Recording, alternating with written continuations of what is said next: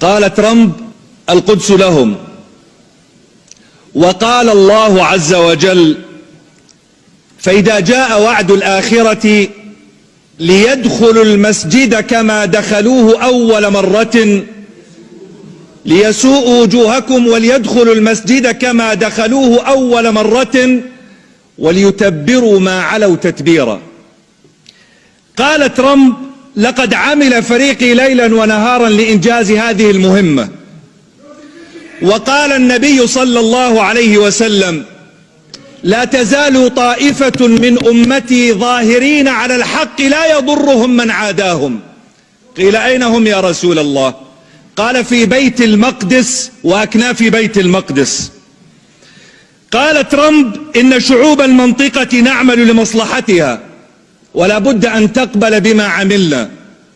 وقال النبي عليه الصلاة والسلام: لو لم يبق من الدنيا إلا يوم لطول الله ذلك اليوم حتى يقاتل آخر هذه الأمة الدجال.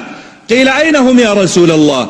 قال: أنتم شرقي نهر الأردن وهم غربيه، حتى يختبئ اليهودي من وراء الشجر أو الحجر فيقول الشجر أو الحجر: يا مسلم يا عبد الله، هذا يهودي ورائي، تعال فاقتله. قال ترامب: لا بد للعرب أن يعتذروا عن الحروب التي خاضوها. وقال الله عز وجل: ولا تحسبن الذين قتلوا في سبيل الله أمواتا بل أحياء عند ربهم يرزقون. إما أن يقتلنا كلام ترامب وأعوانه، وإما أن يحيينا كلام الله. ونحن على مفترق الطرق، لأنهم يخوضون حربا عقائدية يقرؤون ما هو مسطر في توراتهم ويعملون بمقتضاه، ونحن أمة إذا لم نعمل بما جاء في كتاب ربنا فلا قيمة لنا.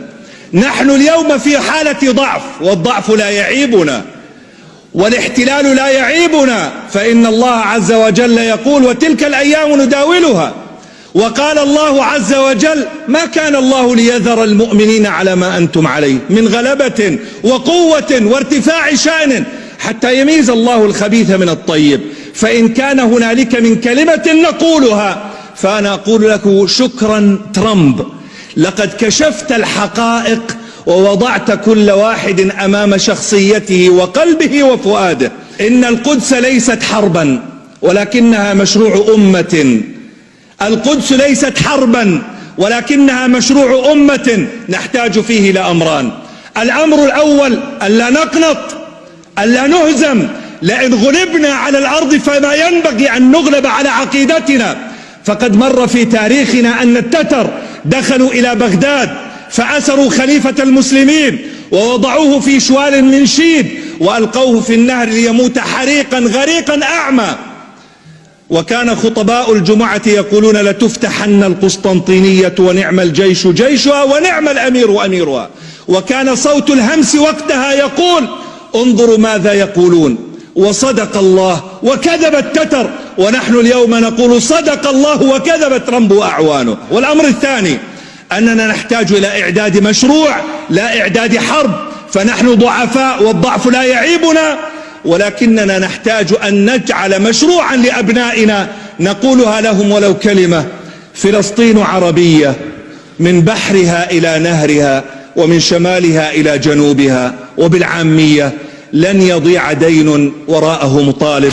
فلسطين عربية من بحرها إلى نهرها ومن شمالها إلى جنوبها. فلسطين عربية، فلسطين عربية، فلسطين عربية، فلسطين عربية، فلسطين عربية.